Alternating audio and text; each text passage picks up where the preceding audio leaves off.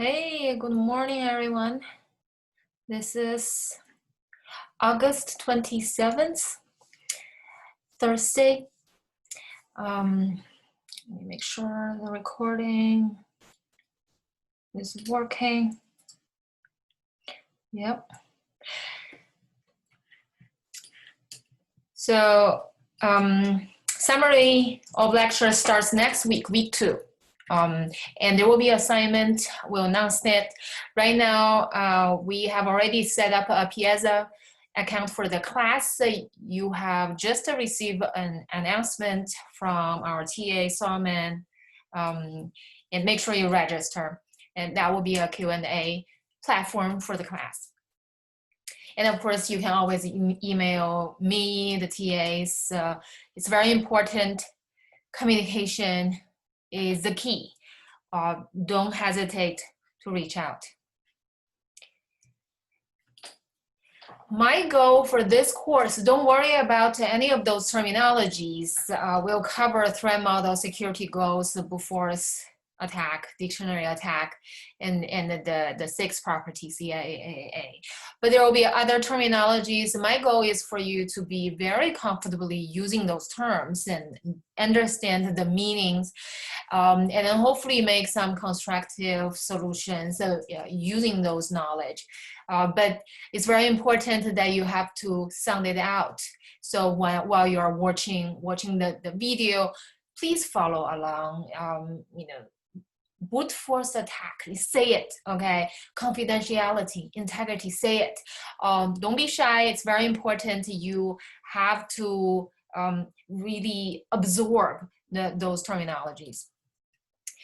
I want to begin this lecture by talking about the paradox of cybersecurity. And this is Shavi Goldwasser. She won Turing Award several years ago. This is considered Nobel Prize of Computer Science.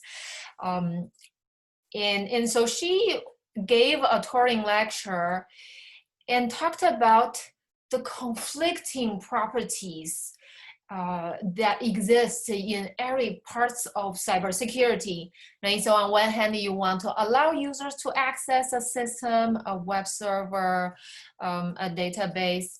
But on the other hand, you want to prevent hackers from abusing it. You want the bank to decrypt your credit card numbers when you do online shopping, but you want to prevent eavesdroppers from learning it. Emails, same thing. You want to have Virginia Tech students to be able to log in, but then you don't want them to suffer too much, right? You have you would not do 5-factor authentication, but then you do want to prevent spammers from spamming, from hackers from hacking into any person's email account. It's difficult, and so it's really a conflicting goals, right? That's we have to work with, and that also make it interesting. So cybersecurity is very important to know. Everything is relative. There's no absolute security. It's completely fine to have weakness in some security solution, because security is all relative to with respect to a threat model. Threat model means the type of attacks that you may anticipate, the type of adversaries. Is it like a national hacker entity, or just an individual, a stalker, a person who is just annoying, or people who do this for financial gains. And so it's really their capabilities varies a lot. It also depends on your particular security goals, right? So if you sit on millions of credit card numbers, you are a bank, you're from Bank of America, you have to be more careful. So a lot of time that we see security breaches because that the anticipated threat model and the actual threat model differ. And there's a big gap, okay? And so I'm going to show a few examples to illustrate how often this gap occurs. And of course, it's very difficult to have a full knowledge of your attack surface, okay? That means what? That means you have a full knowledge of what software runs on your computer, every single line of code, every single places where the code could go wrong. And then in their interaction, I mean, it's just hard. It's not impossible, it's just hard. So in around 2015, there was a group of researchers in Canada. They came up with this a bot. It's not really a robot. It's just sort of like a toy. It's called a HitchBot. It's very adorable, and then they want to do a social experiment, and they want to see how far this HitchBot could go just through hitchhiking, and so they want to have people who pick up the HitchBot to submit photos. And so HitchBot was very much adored by people. You know, they put it on bed, you know, put on trailer, give it food, although it cannot eat anything. So extremely heartwarming. But until HitchBot reached Philadelphia and was decapitated. It was really sad, and it was just hitchhiking 2 weeks in US and end up like this. It was just a different threat model, right? Different threat model. A group of Chinese and Taiwanese suspect was deported from Kenya a few years ago because of phone scamming. Criminals, criminal activities. And so it's, you know, when you get a phone call, they say that, oh, I'm coming from US Embassy, you know, you have to you have to submit your information because, you know, you're being investigated for some crimes. And then usually, even normal people, when they receive this kind of phone call, they will immediately feel like an imposter. They were like, okay, I didn't pay my parking ticket. And so I mean, so they try to leverage this kind of psychological symptom. And so when you get a phone call, when they claim who they are, is it real, right? Volkswagen defeat device. This is for diesel cars, not for regular gasoline cars. In 2015, Volkswagen was reported, so a bunch of researchers find that Volkswagen diesel cars was cheating its diesel test. And so it has two modes. One is the high emission mode, which way exceed the standard, the required threshold in terms of nitrogen oxide emission. And then they also have a low emission mode where they don't actually run the engine with full power. And then and that mode was turned on when the car knows it is being tested in the lab environment. So this defeat device is really considered a rootkit. A rootkit is something that is a malicious. It's not doing its job as supposed to be in it because it's hiding something. And it was discovered by good old scientific detective work by researchers at West Virginia University. And so they find out that it's just, you know, for whatever reason that the emission is not consistent. And then they realize that there is a nitrogen oxide trap inside the car. And then there's an algorithm. The engine can tell, is it being road tested? Is it being indoor tested? Because for indoor tested, you don't run very fast, right? You sort of test it on a parked position or on a belt. I don't exactly know for sure, but you know, it does not turn a lot, and so you can have some sort of approximation to guess. And of course, for regular consumers, who would have known, right? Because you just trust your car manufacturers. Volkswagen, obviously a big name in Germany. So I want to encourage you to do this exercise after this class, right? So it doesn't have to be cybersecurity related or computer related. Just to pick something and think about this, the assumptions, the risks, the goals, security safety goals, right? So when I was in Japan, and I started to notice there are little kids walking on the street. They are like kindergartners, and some maybe like, you know, I mean, a 5-year-old little boy and a girl, and they just walk on their own on the street without their parents, and it was completely unthinkable in US. But then, you know, in some culture, it's just have different assumptions. When you walk or run on a trail, will you be kidnapped? Of course, you may be. There's the risk is always there, but then if you run during the daylight and a well-lit area, and so risk is lower. So every day we have this underlying sort of implicit assumptions about the safety, the surroundings, and we form that assumption after living in this world, you know, after a few decades, and so you form this opinion. And we probably should do something similar, but in cyber environment, it's harder to form this kind of intuition. And because it's the asymmetric, you don't see the cyber criminal, you don't see the hackers. Another good example is target data breach in 2013. We're going to talk about data breaches toward the end of the semester. But it's good to mention the general workflow of the data breach. Of course, it's one of the earliest major ones. 40 million credit card numbers got lost, and together with 70 million pieces of data files. And this is 2013, and part of the fascinating part of this, so one of it is the entry point of target data breach is actually a HVAC company, the air conditioning, heating, cooling company called Physio Mechanical. One of the employees in that company who the company provides HVAC service for Target fell for a phishing attempt.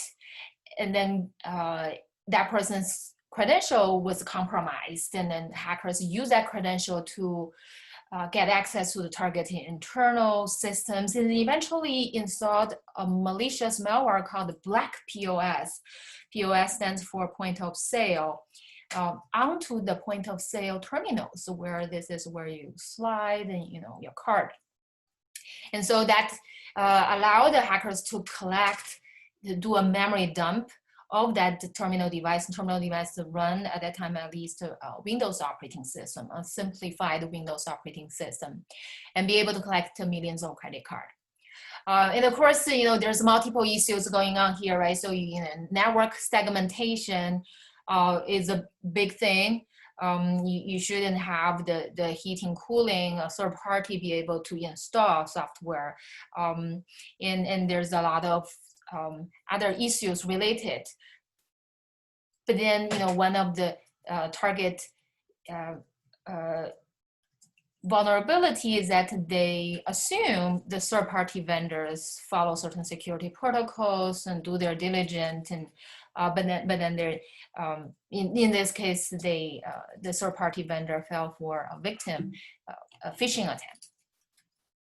And so a little bit more on the Black POS, and this is a sort of a generic piece of malware not developed specifically for hacking Target.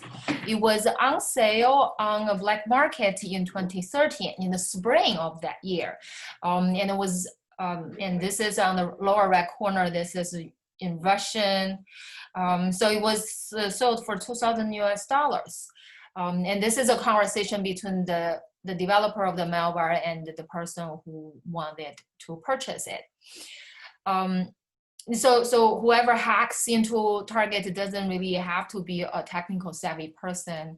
I don't think it was caught, the person was caught. A lot of times it's very difficult. For this particular case, if I remember correctly, not in US at least. One of the aspects of this really unfortunate event is that FireEye, which is a company, a security company providing intrusion detection systems, actually caught some of the malicious activities as it was going on, and generated 2 alerts. However, the security team thought it's a false positive. The security team or management team chose to ignore it, and then nothing was actually done while the hackers exfiltrating the millions of credit card numbers. And so the interesting part is that FireEye is extremely good at reducing the false positive. Those are false alarms. Right? So this particular company, when they do advertisement and customer testimonials, they emphasize on the low false positives. And so if you know that the security team, management team, the target knows that, then they would have paid much more attention on the alerts. Again, more exercise for you. Think about drone delivery, what are the security goals, threat models, self-driving cars, security goals, threat models, any assumptions, smart home devices, right? And consider privacy. Privacy and security always go hand in hand. Where does the information go? Right, so the device submit anything to the cloud? Think about it. And so all these examples is to give you a little bit of intuition about the difficulty of figuring out the threat model and the importance of it. And even though it's difficult, you still have to do it. You being maybe when you graduate, you work for a company in the security team, or you run a startup company, or you're just a developer, you write code, you have to think about the security threat model, okay? So what are the security properties when you say something is secure? In a lot of times that we can map it into 6 properties. One is called CIAAAA. Well, one is the top 3 are called CIA, and then there are 3 more A's. Confidentiality, very easy to understand. Secrecy. Integrity is slightly more unintuitive, I would say, because when we say integrity, we mean the person being very honest. But here, it means the data or the file has not been tampered with. It's intact, okay? We'll say a little bit more about this. Availability means that if you run the server, the server should be up and running, providing responses for legitimate users. So, the denial of service attack, DOS, or DOS, or distributed denial of service attack, DDoS, is to disrupt the availability property. Authenticity, this means if you provide a piece of information, say an email. You receive an email from your bank with wire transfer information. How do you know this is actually from the bank, right? How do you authenticate? And similarly, we do the authentication all the time, right? We present driver's license on a rental car. Cash, right? How do you know this is not fake? Anonymity, very intuitive, especially for networking. Like Tor is anonymous routing protocol that would allow you to talk to their server to get information, but then the server doesn't know who you are. Like it doesn't know where your IP is. Assurance is a slightly vague concept. It has this trust element. It's related to sort of trust management. and so essentially it basically says the individual, the users are supposed to follow certain rules and regulations and abide by the rules and regulations. Okay. And sometimes you can have more definitive evidence of proof. Sometimes it's sort of, if there's any violation, you will be able to identify who that is. And of course, anonymous situation, sometimes it's hard, right? But there are protocols that will say, if you behave normally, you will be anonymous. But then if you violate our regulation, we have some ability to revoke your anonymity using cryptographic protocols. So a little bit of quick exercise, right? So we have 6 properties at the top. Some scenarios, simple ones. In the Euro in-person class, I would have students volunteer to answer this. So here we'll just go down the list. It's very intuitive, very simple. Don't overthink, okay? Someone eavesdrop on your text messages. The question is, what security properties does this attack impact?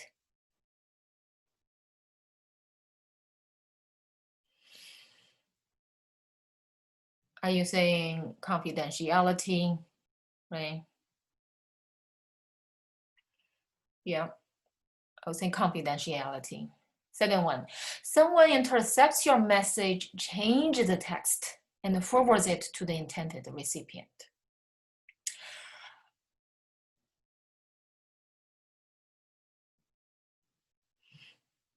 Confidentiality still, right? So this person can now read your message, which is not supposed to do, and the integrity, right? Because this person messed up your email, your message, and also authenticity, I would say, because this person pretend to be you, spoofed another person, so it's no longer authentic. Number 3, someone shoulder surfs and then learns your password.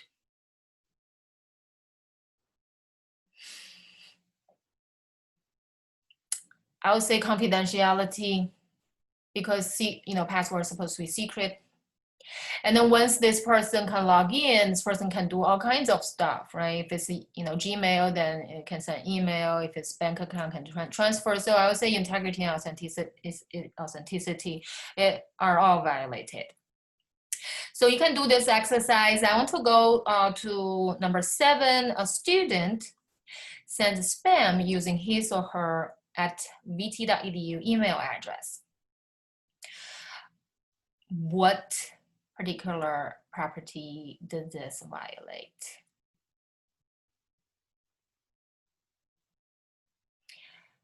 I would say assurance, because the university obviously expects the student not to abuse their university email account, only use it for academic related activities instead of sending spam. So this is a violation of the university regulation. And assurance is being violated. Okay, please make sure you also do the other items. It's just a very fun exercise, I hope. Security versus safety.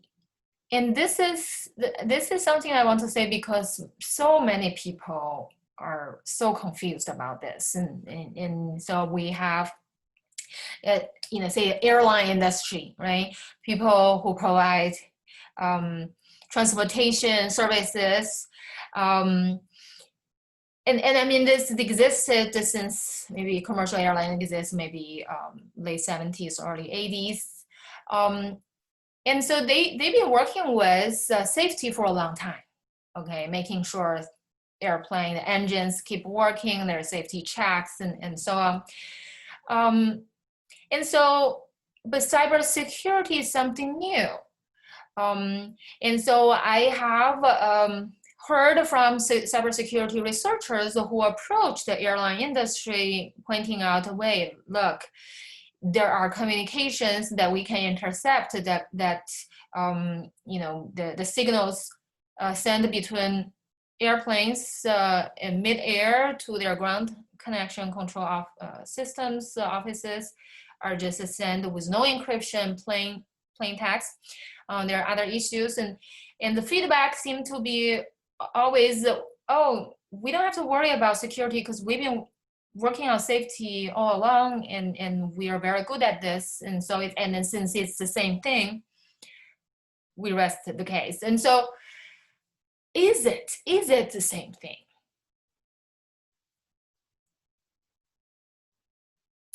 And this is mostly related to cyber physical system, where, you know, you just have not just computers, but also have moving parts and the physical parts. It's very important to know it's not the same thing, because security considers active and intentional hacking. Security, unlike security, safety considers parts broke on their own, like wear and tear, or, you know, honest mistakes, like certain buttons stay too close to each other, and then the operator miss push one, and so you want to put them far apart. But then we don't usually consider active hacking when we talk about safety, right?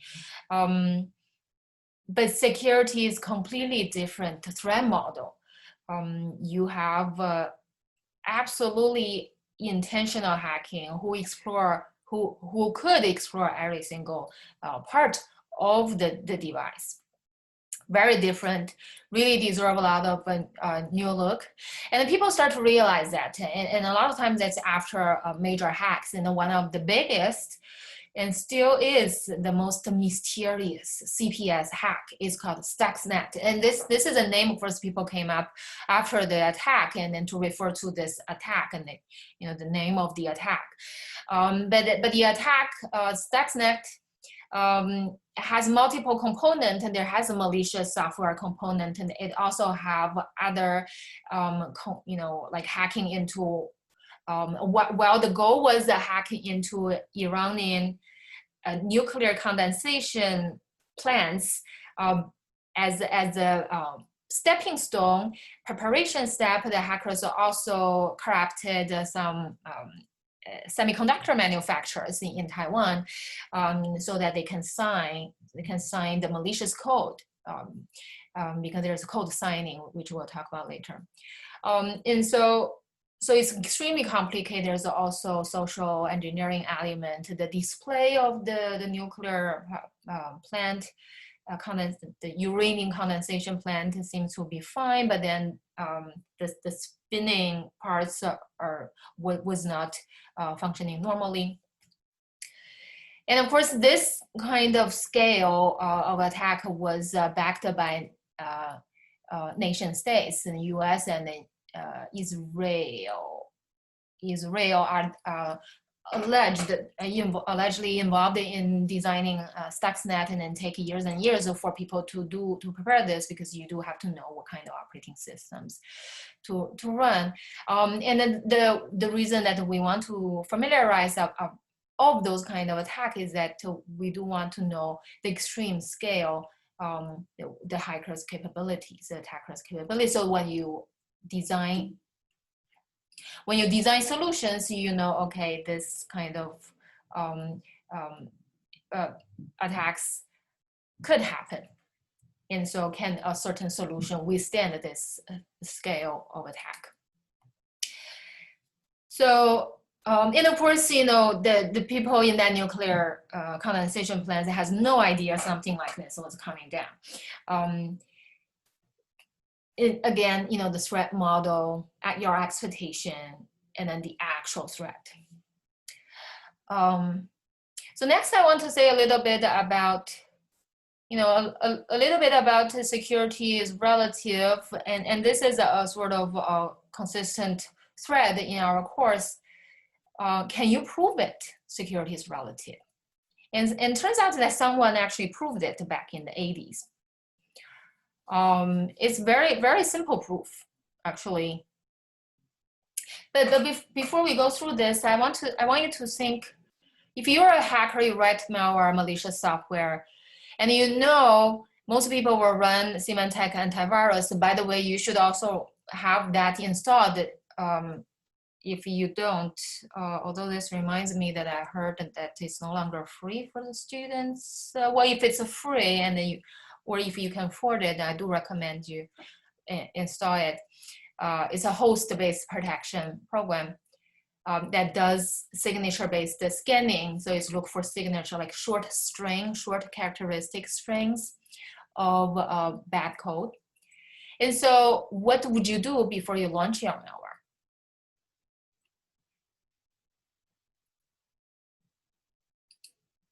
Okay, what would you do?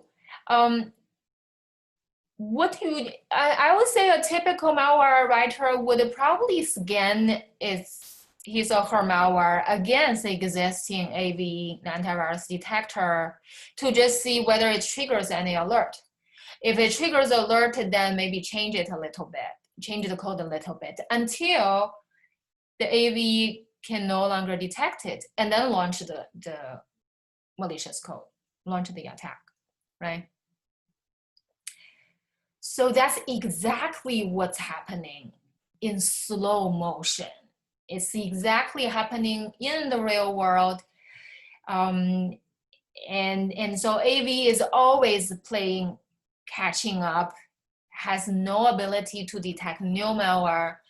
And the attackers, they are invisible, they're in the dark.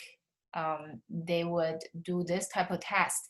And that's exactly what Fred Cohen used to prove this impossibility of being secure, being absolutely secure back in the 80s. So let's look at this. So we consider a smart virus X. And then there's also a scanner, right? Which is supposed to tell whether X is bad or not. So, but then the smart the virus can change its behavior. How? If the scanner says no, this is a clean piece of software, then X would infect. If the scanner says yes, this is really bad piece of software, then X would do nothing and will be benign. And so you will always have the contradiction, right? The reality of whether or not X is virus or not always contradicts with scanner's prediction. And of course, based on this, you conclude that it's not almost, it's impossible to detect X. You just cannot tell whether X is malicious or not. Right? Does it make sense?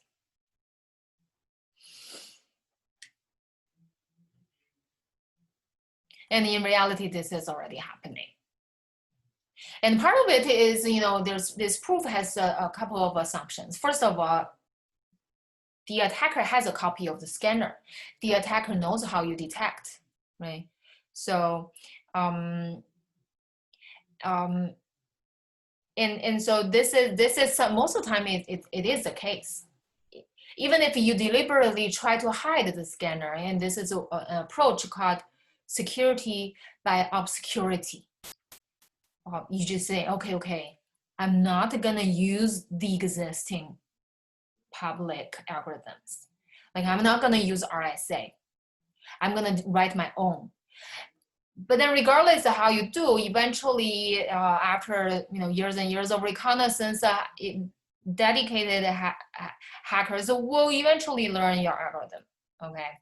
And as a side effect, if you use your own secret sauce programs, you may have a whole bunch of bugs in there people don't know, and then you don't know, and so you may as well just use RSA because it's tested. So security by obscurity in general is not considered a good practice. And that's obviously is an assumption.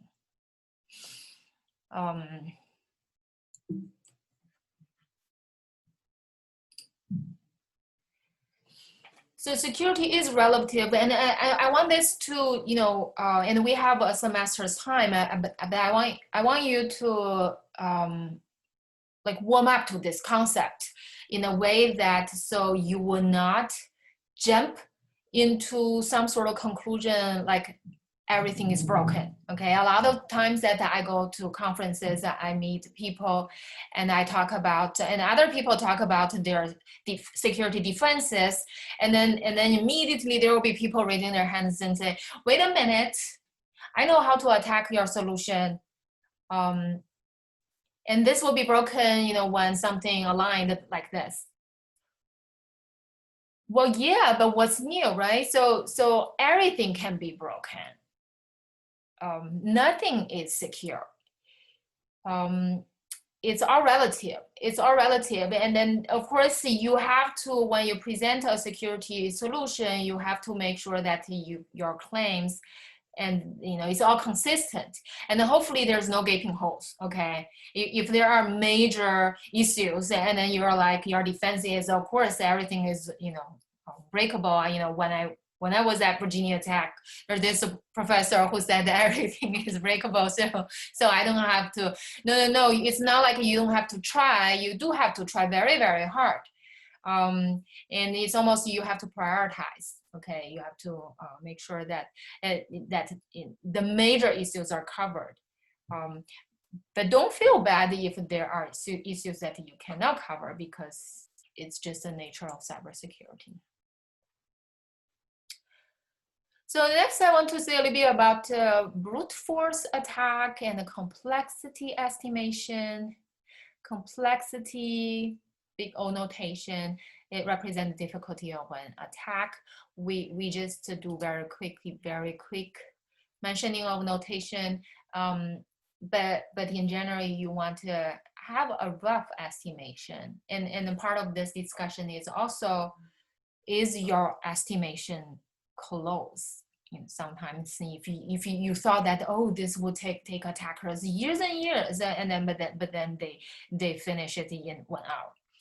So brute force attack, we used to do a lock picking demo. I'm working on having a short video uploaded, but so that you can actually purchase this bike lock from Amazon. It has 4 wheels. Each wheel has 6 digits. So in theory, the all possible number of pins is over 1,000. And in the brute force attack, this is where attackers tries all possible combinations. It will take a long time, right? So you do 111, and then you try, you know, can you open it? There's a lockpicking demo online. You can take a look, and in reality, people can do this very fast, at most 24 trials. Okay, instead of multiplication, you just do addition. And why? Because the lock is designed so that anyone can tell whether or not a certain digit is correct or not. A certain guess at 1 wheel is correct or not. So you can basically guess 1 digit at a time. And then you just, you know, 24 trials altogether. In the worst case, in the best case, you probably get it in the first try. Okay, so, and when we do brute force complexity estimation, we always work, it's big O, it's a worst case scenario. There are also transparent lock, and for people to learn a little bit about lock picking and how lock works, and you can buy this online, and this is all related to physical safety as well, right? For online, submitting passwords online, similarly, a hacker in theory can do all kinds of guesses, right? So at some point, they will be able to guess your password. And of course, very few, I mean, a lot of younger people do TikTok and Instagram, Snapchats, and older generations still do Facebook, but it's the same thing. However, sometimes if you know, there are news about celebrities' account being hacked, a lot of times the hackers don't do brute force attack. They regenerate the password by answering safety questions, secure questions, like what kind of activities you like and things like that. Because brute force attack online, this type of online attack, meaning that you have to enter a password and then that's information sent back to the server, and the server return whether or not you log in is correct, and you send another one, is taking a long time because of the network round trip time. It's taking a long time. And also a lot of times some servers impose the number of attempts that any person can do within a certain time frame. Like in an hour, how many attempts you can do. Usually it's very generous because they don't want to lock people out. But still the network round trip is very, very slow. A lot of times that if you know the hash value of the password and that value is used is stored on a server and the hacker managed to get that, and then you can guess it locally. We'll talk about that later. So a very simple exercise. I just want to make sure that that we are on the same page. It's just a quick sanity check. If you have 1-digit PIN and you allow any number 0 to 9, what is the number of attempts in the worst case the hacker has to guess for brute force attack? 10, right? Just to try 10 of them, starting from 0. 2-digit PIN, 100 attempts, right? Starting from 0, 0, 0, 1, blah, blah, blah, until 99. 3-digit PIN, then it's 10 times 10, 10 times 10. 1,000 cases, 1,000 attempts in the worst case. So more generally, if the setup is like this, it's 10 to the n complexity, where n is a number of digits in the PIN, right? So this number grows pretty fast. If you have a longer PIN, this number grows pretty fast, and making it very hard for hackers to guess. Of course, 4-digit PIN. What if you also allow passwords? What if you also allow letters, upper, lower case? And so I counted it's altogether 62 number of choices. And if it's an 8-character password, then it's 60. The big O notation is 62 to the order of n, to the power of n, right? Because each position you have 62 choices, and then every position is independent of each other. And so the attacker has to try all of them. Very big number, huge number. So does that mean the password is in general very hard to break? Well, kind of. But it really depends on how well you choose your password, right? How well you choose your password. If your password is poorly chosen, then that estimation does not hold. That estimation assumes that each digit is chosen independently of the other. So we'll see. A lot of times the people choose a word, right? And so the attacker can do what is called a dictionary attack. Basically, it's just a better guess. Better guess where they say, okay, if maybe I can just try all words in the dictionary and then maybe add some numbers, some symbols at the beginning, at the end, and maybe capitalize the first letter. And then if you look at the dictionary, only have like not many words. Okay, so this 171,000 words is a much smaller number than 62 to the power of 8. Okay, and so then it's a lot faster for attackers to guess.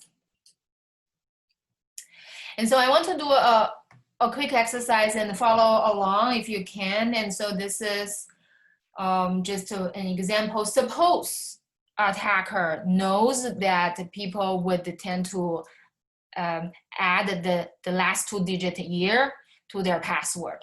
Okay, 2020, that'll be 20. Okay, suppose, you know, the hackers will do that and then knows it's 8-character password. And so now the job is to guess what are the first 6 letters, right? And then in the dictionary attack, they will just try a lot of whole combination of words.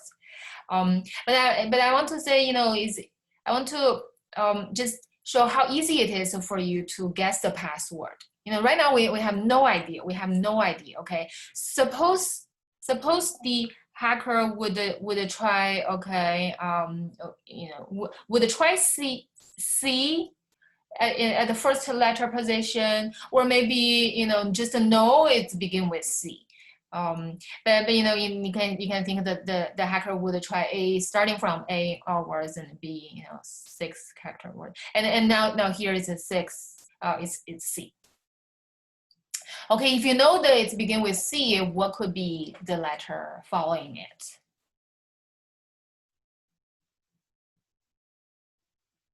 Could be T.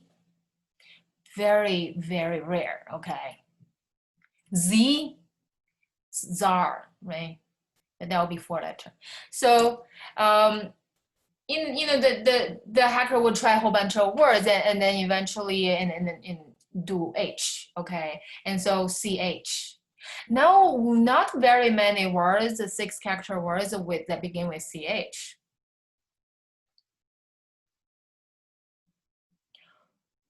What would be the next word? Could be O. Okay, could be O. Well, if you know it begins with CHO, what would be the following words? And this is very much like Wheels of Fortune, which I really like. And so anyone try to guess what the word is and go for the final prize. So there's no final prize.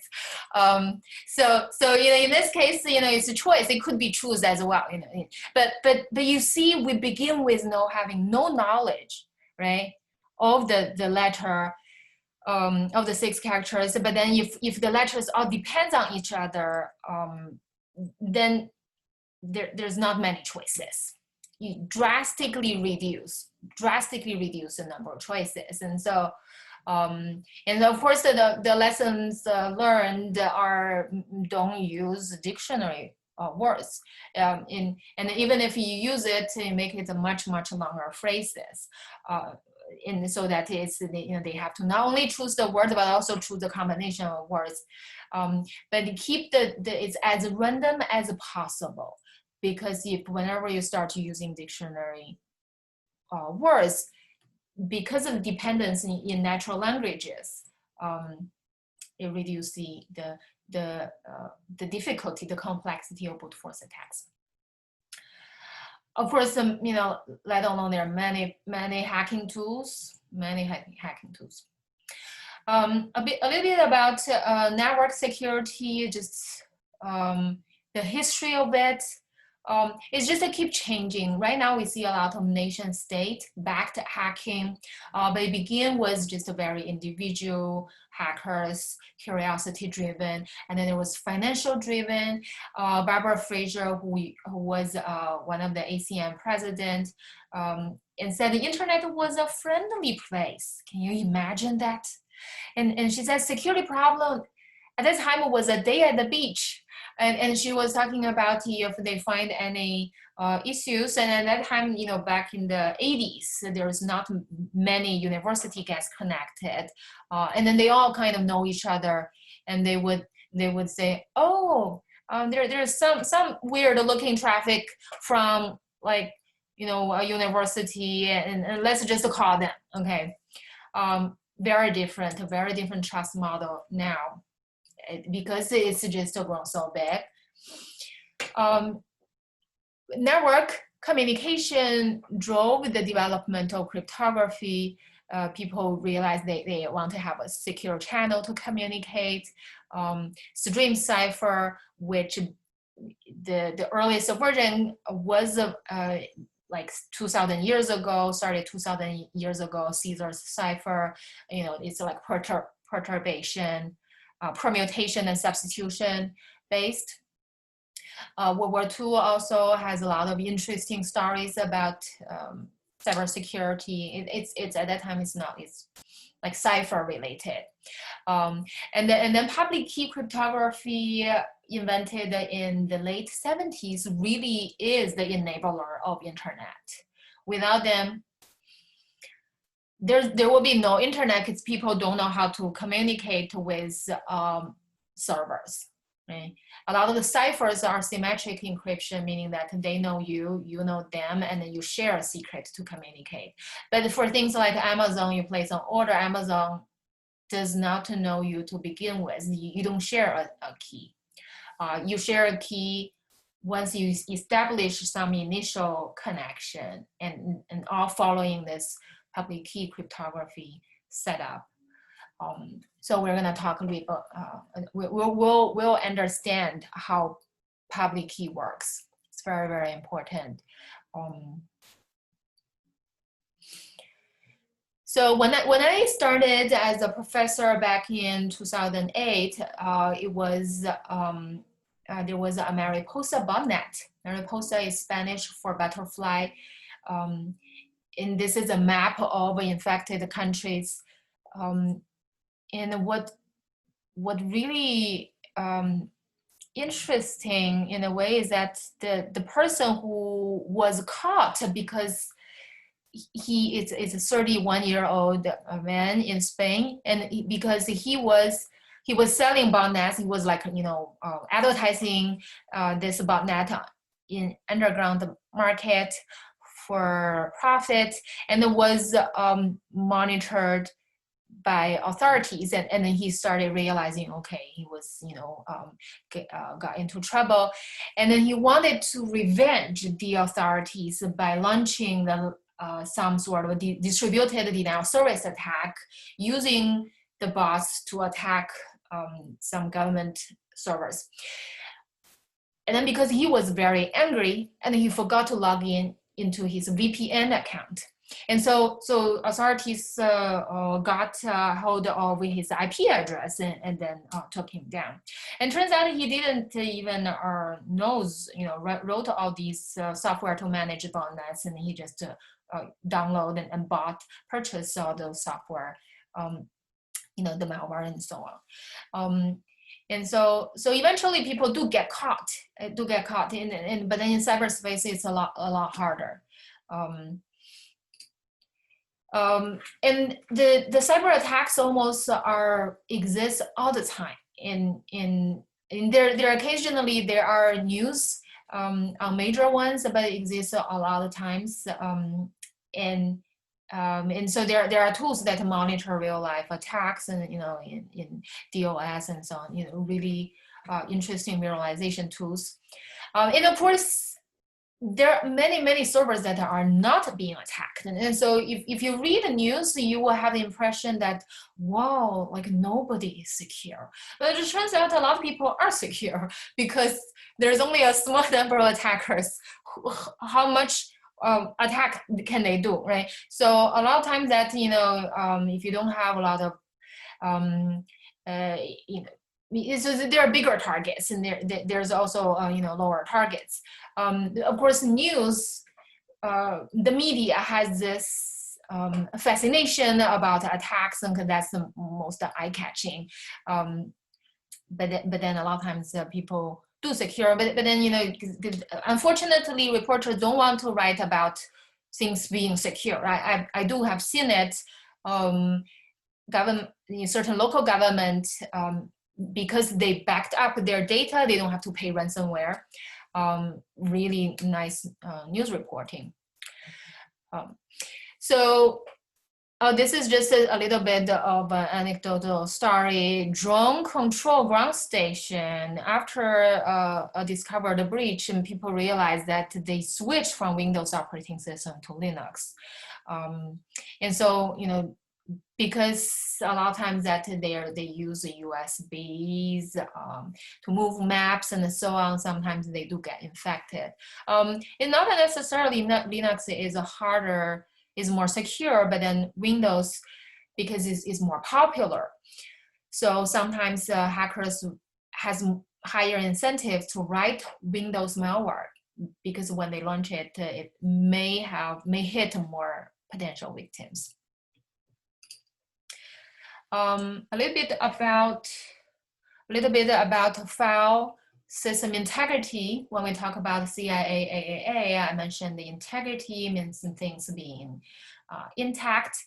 And so a very common question you probably ask yourself too, when you wake up in the morning, you turn on your computer, or like, you wake up your computer, how do you make sure your files are not tampered with? How do you know that overnight or while you are away, your computer got infected? Okay. And similar question, if you're a cashier, you're a shopkeeper, how do you know there's no money missing when at the beginning of the morning? So the money, of course, is easy. You just count it, right? So you roll down the previous before you leave the day before. You write down the total, but then it's hard to count files. But you can sort of count it by using cryptographic hashes. Hashes are just a digest. Cryptographic hashes has some special property. There's very hard to have collision. It's very hard to reverse it. So, but essentially you have some sort of a digest, and then you keep all these digests the day before, and then the next day you compute the files digest again, and then you see whether they match. And this approach was invented maybe in the 90s, late 90s. It's called Tripwire, and it's a relatively straightforward approach. Does it work?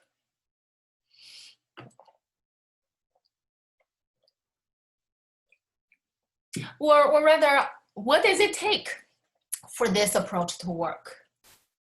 Okay, so suppose let's suppose you just have one file that you care about. Okay, where and then you may wonder, okay, question things like, where do I store the hash? And then the next day when I compute it, what if the computer is already compromised? Can I trust the recomputed new hash? So this is just a little bit more details about Tripwire. So we're talking about what threat model would Tripwire need in order for it to be secure. Well, in order for it to be secure based on this cryptographic hash recomputation strategy, this approach, so the adversary may attempt to change files, but then the adversary cannot corrupt the digest database, right? If you say just one hash, that original hash has to be kept secure. And we assume that no one can change it, because otherwise, the hacker can change the file and then recompute the hash, and then make that the original hash, right? And then the next day, the user comes in and recompute the file, and then see, oh, it matched. So you have to know the original hash is not being tampered with. And also, the adversary cannot tamper with the digest computation process. Right? So it's pretty strict assumption, pretty strict assumption. Like the adversary can do a little bit of thing, but then the adversary cannot do a whole lot. And only under that case, the Tripwire would be secure. And of course, toward the end of the semester, we're gonna have more. And turns out that problem is very difficult to solve. Okay, it actually require hardware, use of hardware. In order to provide what is called root of trust, because you can, also like, if the police department is corrupted, how can you make sure that they do their job? And you cannot lift your own weight, and it has to be coming from elsewhere, the somewhere else that provides secure storage of your hash, and then trustworthy computation of your hash, right? So, but think about it. Think about Tripwire. How can you secure your files? How can you secure one file, right? So, so I'm almost done. There are a couple of slides that you can read a little bit more. I do encourage you to read because